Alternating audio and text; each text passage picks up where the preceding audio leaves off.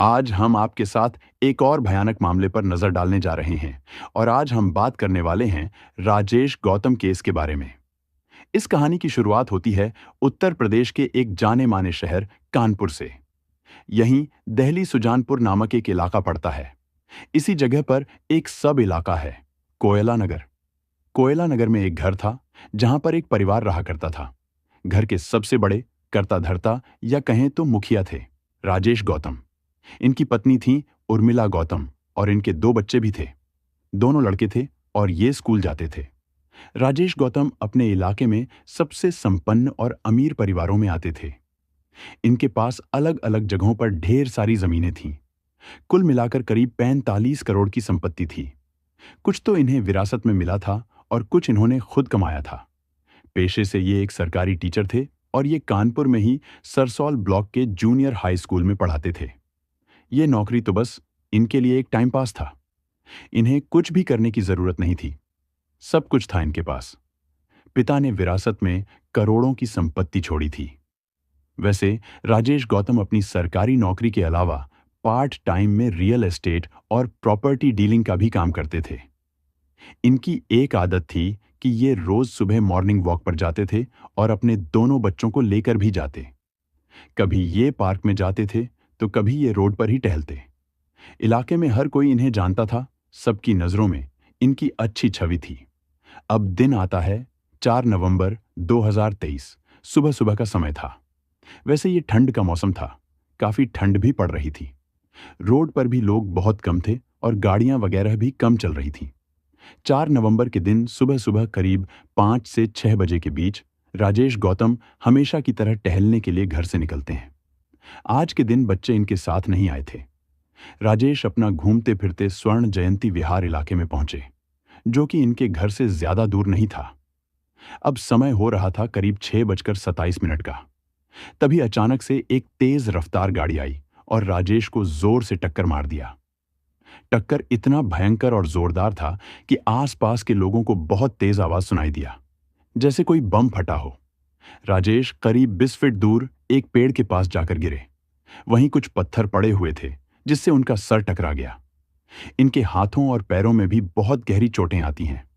वो कार जिसने टक्कर मारी वो इतनी तेज में थी कि एक्सीडेंट करते ही वो बैलेंस खो बैठी और एक खंभे से जाकर टकरा गई।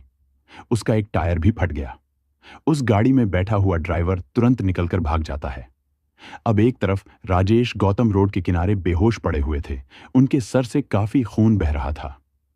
वहीं दूसरी तरफ टक्कर मारने वाली गाड़ी खंभे से टकराकर पड़ी हुई थी। कुछ लोगों ने इस घटना को होते हुए अपनी आंखों से देखा था।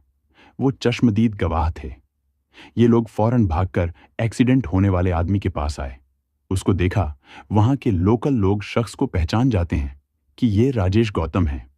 किसी ने राजेश के बड़े भाई ब्रह्मदीन गौतम को भी सूचना दे दी कि आपके भाई के साथ ऐसे ऐसे हो गया है। गौतम इनके छोटे भाई थे। इसी दिन 4 नवंबर के दिन राजेश के भतीजे नेवी ऑफिसर कुलदीप गौतम भी छुट्टी पर आए हुए थे। इन्हें घर पर पहुंचे 2 मिनट भी नहीं हुए कि पता चला चाचा जी का रोड एक्सीडेंट हो गया है। अब राजेश के बड़े भाई और भतीजे भी मौके पर पहुंचते हैं। जब तक ये वहां पर गए तब तक पुलिस आ चुकी थी। राजेश हॉस्पिटल जा चुके थे। अब बड़े भाई और भतीजे हॉस्पिटल पहुंचे तो पता चला कि राजेश की मृत्यु हो चुकी है। इसके बाद उनके शव को पोस्टमार्टम के लिए भेज दिया गया। इस घटना से हर कोई हैरान था। जब ये चीज राजेश की पत्नी को पता चली कि रोड एक्सीडेंट में पति की मृत्यु हो गई है तो उनका रोना धोना शुरू हो गया। घर में दुख का पहाड़ टूट पड़ा। इनके 2 छोटे बच्चे थे। अब उनका क्या होगा? उनकी परवरिश कैसे होगी? कुछ चश्मदीद थे। उन्होंने पुलिस से कहा कि एक गाड़ी आई और गौतम को टक्कर मार दिया। फिर वो खंभे से जाकर टकरा जाती है। किसी ने टक्कर मारने वाले पर उतना ध्यान नहीं दिया था। सभी भागकर राजेश के पास आए थे। साफ साफ ये रोड एक्सीडेंट का केस था। पुलिस ने भी इसी आधार पर केस दर्ज कर लिया। टक्कर मारने वाली गाड़ी थी मारुति इको। पुलिस ने इसे बरामद कर लिया। जब इन लोगों ने गाड़ी की रजिस्ट्रेशन नंबर से मालिक का पता लगाने की कोशिश की तो पता चला कि ये नंबर प्लेट फर्जी है। पुलिस ने सीसीटीवी फुटेज भी निकलवाकर चेक किए। उसमें भी नजर आया कि एक इको गाड़ी तेजी से आई और टक्कर मारकर खुद भी खंभे से टकरा गई। सीधे तौर पर यह घटना होते हुए कैमरा में कैद नहीं हुई थी, लेकिन तेजी से ये गाड़ी राजेश गौतम की ओर जाते हुए दिखी थी। 3-4 दिनों तक तो सबको लगता है कि यह सड़क हादसा है। पुलिस भी यही समझ रही थी। यहीं पर थे राजेश के भतीजे कुलदीप गौतम, जो कि नेवी ऑफिसर थे।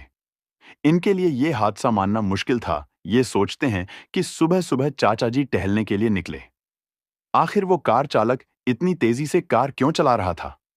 जाहिर सी बात है कि राजेश बीच रोड पर तो टहल नहीं रहे थे। पूरा रोड खाली था। अगर गाड़ी तेज रफ्तार में थी तो ये सीधा निकल जाती। अचानक उसने गाड़ी को मोड़कर साइड क्यों लगाया, जिससे राजेश को टक्कर लगे? यही नहीं, गाड़ी का नंबर भी फर्जी था। इन सारी चीजों से भतीजे कुलदीप को थोड़ा अजीब लगता है। अब ये पुलिस के पास जाने के बजाय खुद उस रास्ते पर लगे। अलग अलग सीसीटीवी कैमरे ढूंढकर चेक करने लगे। इनके पास 2-3 फोटो हाथ लगती है। ये उसे बहुत ध्यान से देखते हैं। नजर दौड़ाते हुए इन्हें उसमें एक चीज दिखाई देती है। एक गाड़ी वहीं एक्सीडेंट होने वाले स्पॉट से कुछ मीटर की दूरी पर खड़ी थी। ये सफेद कलर की वैगनार कार थी। राजेश गौतम के रास्ते से गुजरते ही ये वैगनार गाड़ी भी चलना शुरू करती है। ये स्लो स्पीड में राजेश का पीछा कर रही थी। पीछा करते करते ये गाड़ी तेज हो गई और राजेश के आगे निकल जाती है। फिर यू टर्न लेकर वापस आई और राजेश का दोबारा पीछा करने लगी। तभी अचानक डार्क कलर की मारुति इक्को कार बहुत स्पीड से आई और राजेश को टक्कर मारकर वो खुद टकरा गई। जैसे ही ये टक्कर हुई और वो गाड़ी भी ठुकी तो वैगनार भी स्पीड पकड़ती है और गाड़ी के पास जाती है। टूटी हुई गाड़ी में से ड्राइवर उतरा और वैगनार में बैठकर निकल गया। ये चीज फोटो में साफ साफ कुलदीप को दिख जाता है। इस चीज से कुलदीप को शक हुआ कि चाचा जी के साथ जो भी हुआ वो कोई नॉर्मल रोड एक्सीडेंट नहीं था, बल्कि एक सोची समझी साजिश थी। कुलदीप ने अपने घर पर भी इस बारे में बताया। अभी तक सब लोग यही सोच रहे थे कि वो सड़क दुर्घटना है। राजेश की पत्नी भी यही सोच रही थी, लेकिन अब लगा कि वो कत्ल है। पत्नी को ये पता चलते ही ये सीधे पहुंची एडीसीपी ऑफिस। वहां इन्होंने अपने जेठ और भतीजे पर इल्जाम लगाया कि इन लोगों ने पति के साथ वो दुर्घटना किया होगा। ये लोग उनकी प्रॉपर्टी हड़पना चाहते हैं, कब्जा करना चाहते हैं। राजेश गौतम का एक ग्रुप था व्हाट्सएप पे, जिसमें जवाहर नवोदय में पढ़े बैचमेंट में और दोस्त वगैरह थे। दोस्त भी कोई आम लोग नहीं थे। प्रदेश के आईएएस, पीसीएस, आईपीएस जैसे पदों पर काम करने वाले अधिकारी थे। उर्मिला ने अपने पति की मृत्यु के बारे में इस ग्रुप में बताया। फिर राजेश गौतम के दोस्त एक्टिव हुए, प्रेशर बनाया, जिसके बाद पुलिस की इन्वेस्टिगेशन तेजी पकड़ती है। 4 अलग अलग टीमों का गठन हुआ। किसी का काम था सीसीटीवी फुटेज की जांच करना, उसमें जो भी सुराग मिले उसको देखना। किसी का काम परिजनों से पूछताछ करना, किसी के कॉल डिटेल्स वगैरह निकालकर जांच करना, किसी का ऑन रॉन्ग कत्ल में शामिल हुई गाड़ी का पता करना। अब जांच शुरू हुआ। वैसे राजेश गौतम के 3 भाई थे। सभी लोग अपना सेटल हो चुके थे। सबने अपना अपना घर बना लिया था, शादी हो चुकी थी। राजेश गौतम की शादी 2012 में हुई थी। सभी भाइयों में बहुत प्यार था। कभी भी प्रॉपर्टी या जायदाद को लेकर छोटी सी नोक झोंक तक नहीं हुई थी। पिताजी की मृत्यु से पहले उन्होंने अपने सभी बच्चों में बराबर बराबर जायदाद बांट दी थी।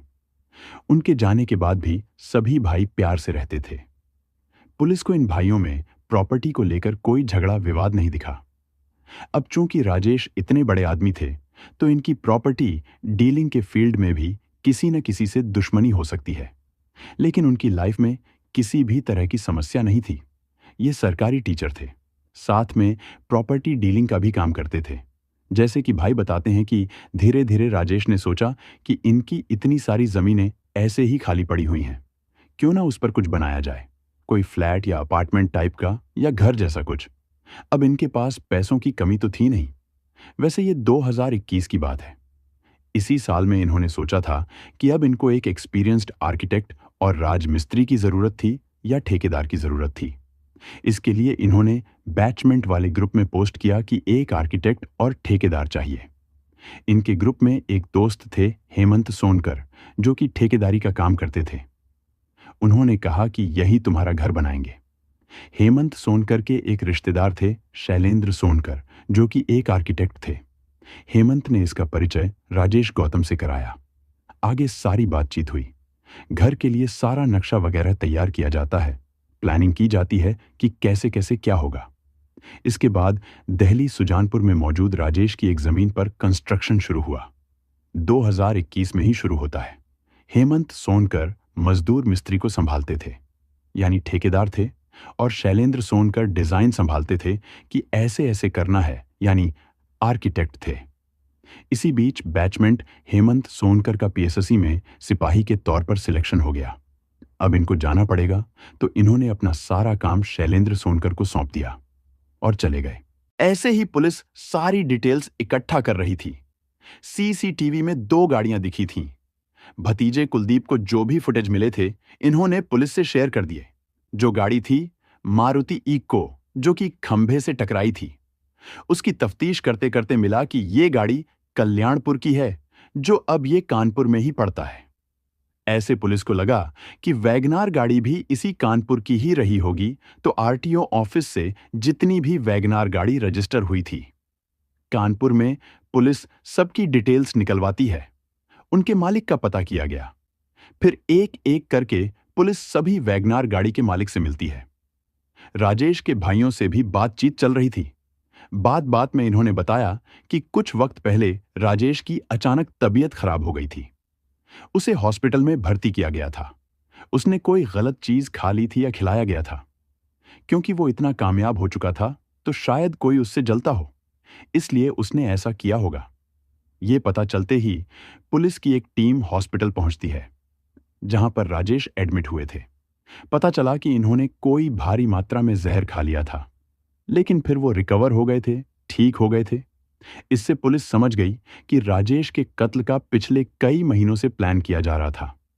पहले जहर देकर मारने की कोशिश हुई, और अब ये रोड एक्सीडेंट। राजेश के खाने में जहर मिलाया गया था। ये कितने बजे टहलने जाते हैं, किस किस रास्ते से जाते हैं, कत्ल वाले दिन ये कितने बजे घर से निकले थे, किसी बाहरी इंसान को ये सब कुछ पता होगा। जरूर कत्ल के पीछे घर के अंदर का ही किसी का हाथ है। पुलिस राजेश गौतम के कॉल रिकॉर्ड्स और लोकेशन वगैरह भी खंगाल रही थी। इसमें उन्हें कोई संदिग्ध नहीं मिला। पड़ोसियों से पूछताछ में पता चला कि राजेश के यहां पर जो ठेकेदार या राजमिस्त्री काम करता था, शैलेंद्र सोनकर, उसका घर पर काफी आना जाना था। खास तौर से ये तब घर पर आता था जब राजेश गौतम घर पर नहीं होते थे, और घंटों घंटों तक घर के अंदर ही रहता था। इस चीज से पुलिस का शक राजेश की पत्नी उर्मिला और राजमिस्त्री शैलेंद्र पर भी हुआ।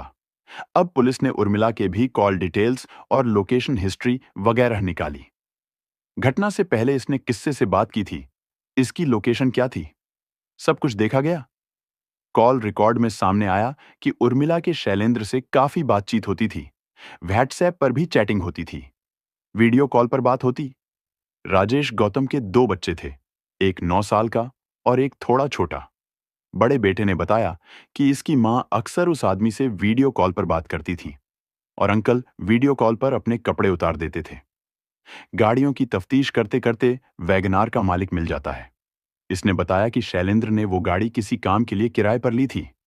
लोकेशन की जांच में सामने आया कि जिस वक्त राजेश गौतम का रोड एक्सीडेंट हुआ, उस वक्त उनकी लोकेशन के अलावा उर्मिला और शैलेंद्र की भी लोकेशन वहीं की थी, यानी कत्ल के समय ये दोनों वहीं पर मौजूद थे।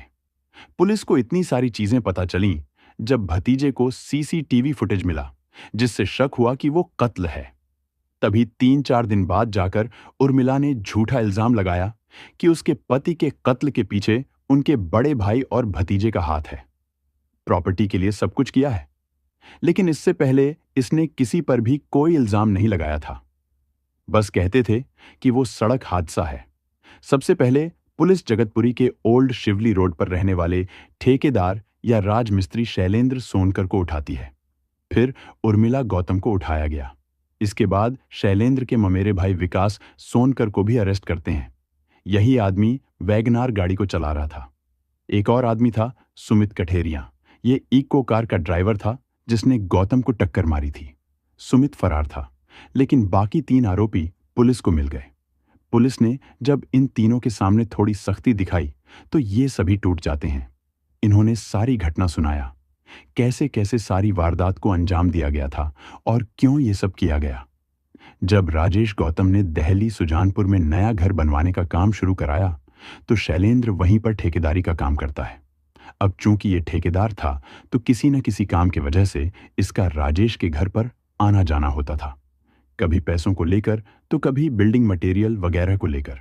चूंकि राजेश दिन भर स्कूल में होते थे, तो घर पर उर्मिला ही सब कुछ मैनेज करती थी। तो इस तरह से उर्मिला गौतम और शैलेंद्र सोनकर की मुलाकात होती है। धीरे धीरे दोनों में बातचीत होने लगी, बात आगे बढ़ती है। फोन पर बातें शुरू हो गईं। फिर दोनों को एक दूसरे से प्यार हो जाता है और दोनों में शारीरिक संबंध भी शुरू हो गए। राजेश का ज्यादातर समय घर के बाहर ही बीतता था। दिन भर स्कूल में रहते, फिर प्रॉपर्टी डीलिंग का काम करते और बाकी सारे काम देखते। देर रात में घर आते। इस वजह से घर में क्या चल रहा है, इन्हें शुरू में कोई आइडिया नहीं होता है। चूंकि पत्नी को पता था कि राजेश घर पर कब रहते हैं, कब बाहर रहते हैं और बच्चे कब स्कूल में रहते हैं, तो इसी के अनुसार ये शैलेंद्र को घर पर बुलाती थी। शैलेंद्र भी कंस्ट्रक्शन के काम का बहाना देकर उर्मिला से मिलने के लिए घर पर जाता था। पहले राजेश गौतम और इनके बीवी बच्चे कहीं और रहते थे। जून 2023 में ये नए घर में शिफ्ट हुए, जो कि कोयला नगर में था। वो पुराने वाले घर के साइड पड़ोसी वगैरह काफी घुल मिलकर रहते थे। अब ऐसी जगह पर कोई अजनबी बार बार घर के अंदर जाए और काफी देर तक घर के अंदर रहे, तो लोगों की नजर पड़ती ही है। ऐसे करके राजेश को शैलेंद्र के बारे में पता चला कि इसकी गैर मौजूदगी में भी वो घर पर आता है। फिर इन्होंने एक दिन उसे समझाया कि घर पर मत जाया करो, जो भी कंस्ट्रक्शन के लिए चाहिए या जो भी चीज की कमी है, तुम मुझे फोन कर दो, मैं भिजवा दूंगा, घर पर जाने की जरूरत नहीं है। शैलेंद्र ने कहा, ठीक है। ऐसे ही राजेश ने अपनी पत्नी को भी समझाया कि किसी को भी घर के अंदर आने मत दिया करो, लोग देखते हैं तो बातें बनाते हैं।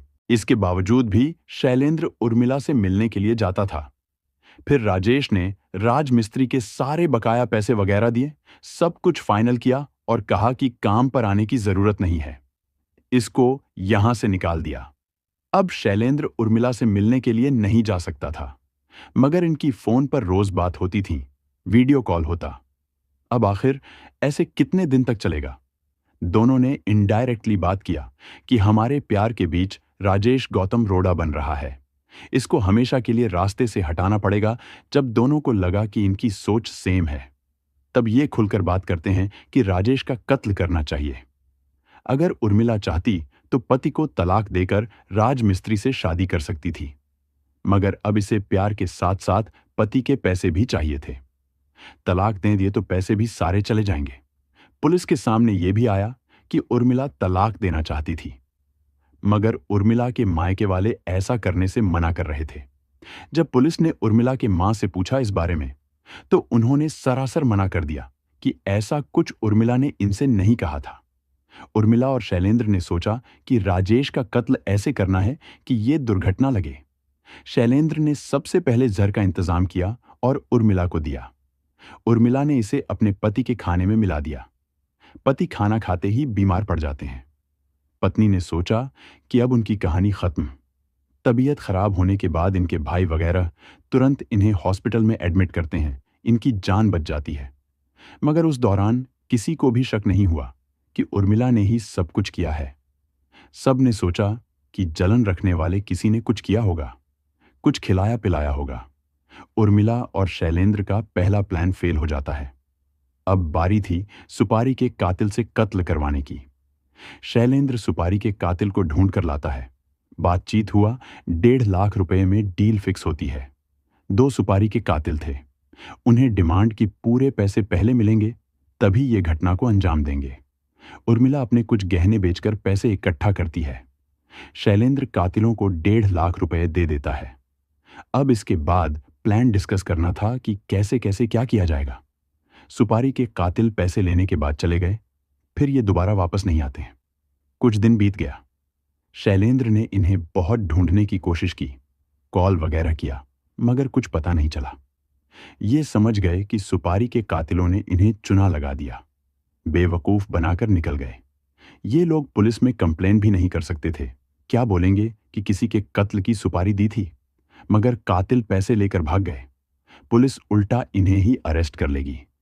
10 जून 2023 को नए घर में गौतम परिवार का गृह प्रवेश होता है। इस दौरान बार बार राजेश का हाईवे पर आना जाना होता है। उर्मिला ने सोचा कि हाईवे पर ही पति को किसी ट्रक से ठोक दिया जाए। इसकी भी सुपारी दी गई, मगर इस बार ये पहले वाली ठगी से होशियार हो गए थे। इस बार इन्होंने ट्रक वाले से कहा कि पहले काम होगा, फिर पैसे देंगे। मगर ट्रक वाले ने काम करने से मना कर दिया। अब इन्होंने कहा, बस बहुत हो गया, ये खुद ही राजेश का कत्ल करेंगे। इन्होंने काफी दिनों तक प्लानिंग की।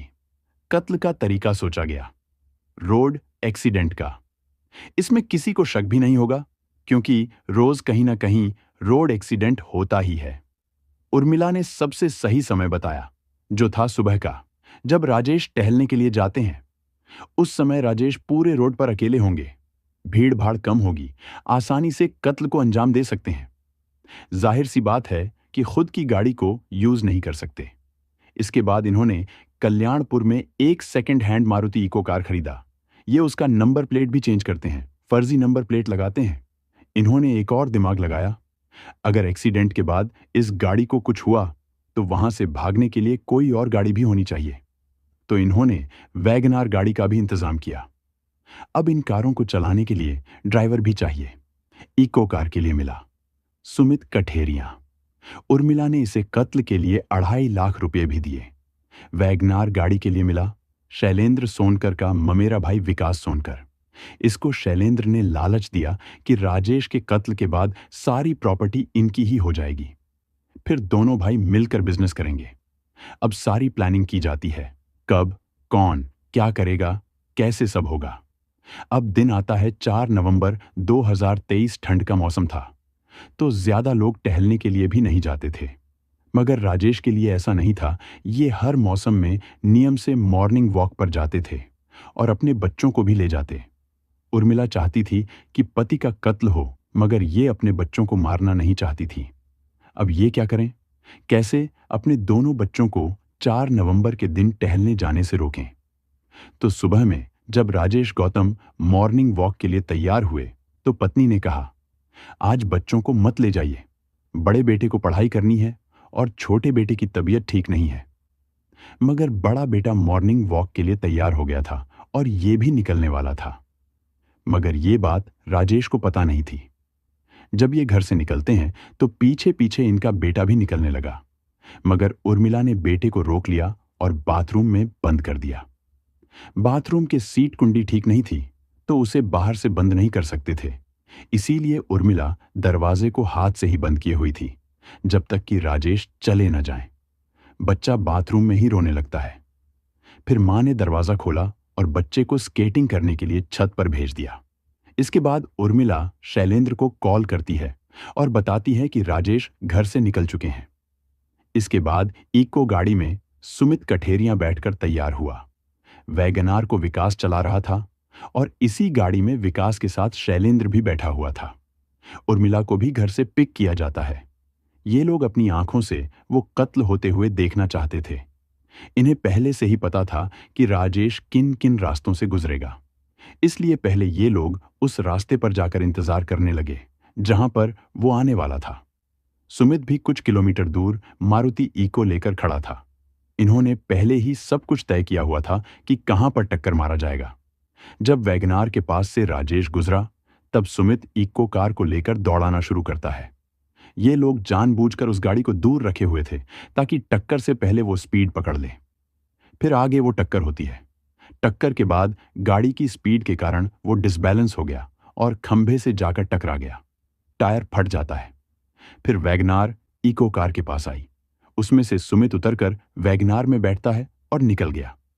ये न्यूज मिलने से पहले उर्मिला अपने घर पर पहुंच जाती है। सभी अपनी अपनी जगह पर पहुंच गए। जब उर्मिला एडीसीपी ऑफिस गई ये बताने के लिए कि इसे अपने जेठ और भतीजे पर शक है, तो एडीसीपी इससे सवाल पर सवाल पूछने लगी, जिससे ये घबरा जाती है। फिर ये यहां से चली गई। इसने अपना फोन स्विच ऑफ कर दिया और अपने बच्चों को लेकर चली जाती है। इससे भी पुलिस को शक हुआ कि दाल में कुछ तो काला है। उर्मिला अपने ननद के घर पर भाग गई थी। उर्मिला और शैलेंद्र पकड़े जाने के बाद जहर खाने की भी कोशिश करते हैं ताकि इन्हें और मौका मिले, मगर कुछ भी नहीं हुआ। इस तरह से एक पत्नी पैसे और अपने आशिक को पाने के लिए अपने पति का कत्ल कर देती है। इनके बच्चों के ऊपर से पिता का साया उठ गया, मां भी जेल चली गई। अब बच्चों के आगे पीछे कोई भी नहीं। राजेश के बड़े भाई ने कहा कि ये और इनका परिवार दोनों बच्चों का देखभाल करेंगे, उनको पढ़ाएंगे लिखाएंगे, उनकी परवरिश करेंगे। वैसे सुमित कठेरिया पुलिस की गिरफ्त में नहीं आया, ये फरार हो गया। पुलिस की कई टीम्स बनाई गईं जो इसका पता करेंगी। वैसे पहले भी सुमित का आपराधिक गतिविधियों में नाम आया था। ये मिला या नहीं, पुलिस ने अभी तक इसकी अपडेट नहीं दी है।